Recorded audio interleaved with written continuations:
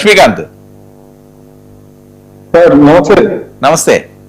ఏంటి 2.0 వచ్చింది, మీరే అన్ని నేర్పిస్తున్నారంట వాళ్ళకి. ఇంతకు ముందు సక్రమంగా పాలన సాగించిన వాళ్ళని ఇప్పుడు మీరు రెచ్చగొడుతున్నారు మీ పాలనలోని. అదేంటి 29 నుంచి చూపిస్తాం. డిజిటల్ బుక్ కూడా రెడీ అయిందట, అందులో అందరి పేర్లు నమోదవుతున్నాయట. వర్మ గారు, మీకు ప్యానల్ సభ్యులకి 99 వీక్షకులకు అందరికీ నమస్తే సార్. నమస్తే సార్. మీకు ఒక బ్రేకింగ్ న్యూస్ చెప్పాలంటే, రేపు సెప్టెంబర్ నుంచి ఆంధ్రప్రదేశ్ లో స్థానిక సంస్థల ఎన్నికలు జరపాలని నిర్ణయించినట్టు తెలుస్తుంది. అవును. దానిలో భాగంగా ముందుగా మున్సిపల్ ఎన్నికలు, తర్వాత జెడ్పీటీసీ, ఎంపీటీసీ, తర్వాత గ్రామ పంచాయతీ సంబంధించి వీటికి సంబంధించి జరుగుతున్నాయి సార్. 27వ తారీఖు నుంచి 45 రోజుల పాటు స్థానికంగా ఉన్నటువంటి ప్రజా ప్రతినిధులు గాని, పార్టీ నాయకులు గాని, కూటమి నాయకులు గాని ప్రజల మధ్య తిరిగే ఆదేశాలు రేపో మాపో వెళ్తున్నాయి సార్. మీ కౌంట్ డౌన్ అప్పటి నుంచి స్టార్ట్ అవుతుందట, అది కౌంట్ డౌన్ అప్పటి నుంచి స్టార్ట్ అవుతున్నదట, అది వాళ్ళ కాన్ఫిడెన్స్. అదే ఇప్పుడు ఈ సూపర్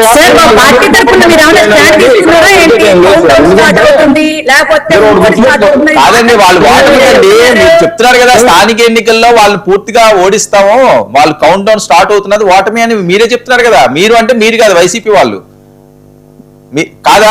మీరు ఇంకా గంట నేను వెనక్కి తీసుకుంటాను. సరే మీరంతా సేఫే అట. సరే నేను ఓకే నేను వెనక్కి తీసుకోమంటే తీసుకుంటాను. లక్ష్మీకాంత్ ఓకే, అది కౌంట్ డౌన్ కాదట, మీరు సేఫ్ గా వర్మ గారు. నేను మాట్లాడినప్పుడు అసలు వాళ్ళు మాట్లాడినప్పుడు నేను మధ్యలో మాట్లాడుతున్నప్పుడు ఎందుకు మాట్లాడతారు? దాన్ని సంస్కారం ఉండదు. మాట్లాడినాను ఫస్ట్. కావాలంటే రాసుకోమని చెప్పండి వాళ్ళు. సరే మాట్లాడు. నేను ఇప్పుడు ఒక మాట, నేను అక్కడ అపహాస్యం చేయట్లా. ఎందుకంటే సింగయ్య అనే అతను చనిపోయినప్పుడు అతను ఎట్లాగైతే చనిపోయాడో ఆ వాహనాన్ని పోలీసు వారు స్వాధీనం చేసుకున్నప్పుడు కూడా తాడేపల్లి ప్యాలెస్ లో కార్యకర్తలతో సమావేశం ఏర్పాటు చేశారు జగన్మోహన్ రెడ్డి గారు. ఆ టైంలో కూడా ఒక క్యూఆర్ కోడ్ అనేది ఓపెన్ చేసి జగన్మోహన్ రెడ్డి గారు మీరు ఇంటింటికి జరగాలని చెప్పేసి వాళ్ళ పార్టీ కార్యకర్తలకి ఆదేశాలు చేశారు. ఇప్పుడు వరకు అది కూడా ఆచరణలో పెట్టలేదు. జగన్మోహన్ రెడ్డి గారు పాదయాత్ర అని చెప్పేసి ఇప్పటికే 45 సార్లు చెప్పారు, అది ఇప్పుడు ఆచరణలో పెట్టలేదు.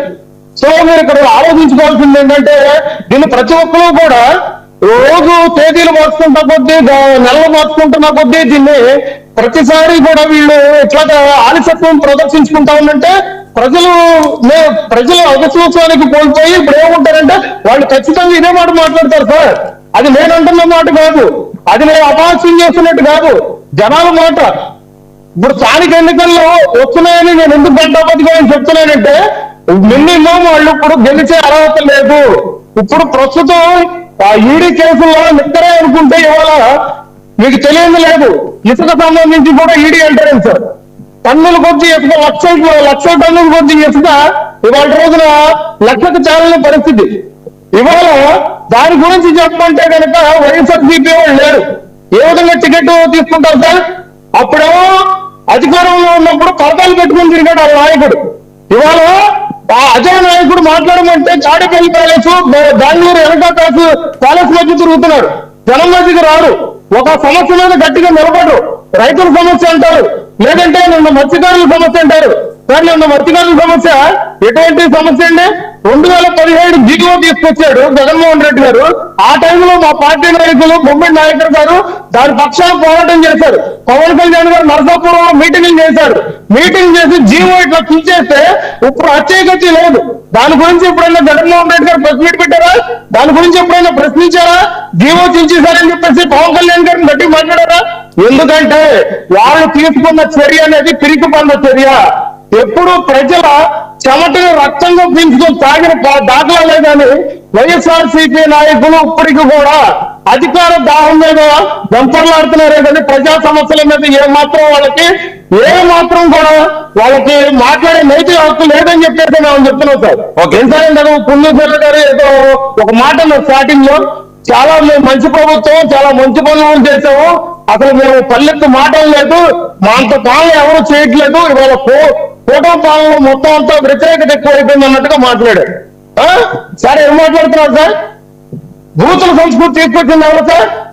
ఆ రోజు డిఎస్పీ ఆఫీస్ దగ్గర నేను మాట్లాడాను సార్. వర్రా రవీందర్ రెడ్డి బోరగడ్డ అనిల్, పోసాని కృష్ణమురళి, ఇవాళ చెప్పుకుంటే వాళ్ళ పార్టీలకు సంబంధించి బోరంపూడి చంద్రశేఖర్ రెడ్డి, పేరు నాని, జోగి రమేష్, ఇట్లా లెక్కలు చెప్తా ఉందంటే ఒక్కొక్క భాగవతం తెలియనుకున్నారు సార్. సార్ మీరు నేను కూర్చున్నంత డిబేట్ లో గంట సేపు కూర్చుంటాము, కానీ మాట్లాడితే కనుక గుగ్గుల్లో ఇట్లా కొడితే వాళ్ళ భూతం పంచాంగం వస్తుంది. ఈ రోజా గారు అనుకుంటాం, ఈ రోజా గారిని మంచి మనిషి ఇంకో మనిషి ఉంది, రోజా రమణి, వైశాఖ ఆవిడ ఎన్ని మాట్లాడినారు సార్ అనిత గారిని, ఒక ఆడ మనిషిని పట్టుకుని కూడా ఎన్ని మాట్లాడినారు. వీళ్ళు చేసింది ప్రజాపాలన సార్. చెప్తున్నాం 2019 నుంచి 2024 వరకు కూడా జనసేన పార్టీ అనేది ఒక సంగ్రామం, ఒక యుద్ధమం, ఒక పోరాటం మేము చేశాం సార్. దాని పక్షాన పెద్ద ఆయన మేము నిలబడుతున్నాం సార్. పెద్ద ఆయన అంటే ఇప్పుడు ఆయన ముద్రగడ్డ గారి గురించి మేము మాట్లాడుతున్నాం. బొలిపెట్టి గారిని ఆయన ఇంటికి పంపించాం సార్. ఆయన ఏంటంటే పెద్ద ఆయన ఆ టైంలో పిలిపించుకొని కూర్చున్నారు, పవన్ కళ్యాణ్ గారు రావాలని. ఆ మాట మీరు ఇందాక ప్లే చేసిన వీడియోలో మాట, క్రాంతి గారికి ముందు చెప్పిన మాట, అమ్మ పెద్దవాళ్ళు అన్న తర్వాత ఒక మాట అంటారు, కావాలంటే నేను కూడా మీతో పాటు ఇంటికి వస్తాననే మాట. సార్ ఇవన్నీ తెలియవు సార్, ఇవన్నీ ప్రజలకి వీళ్ళు చెప్పరు.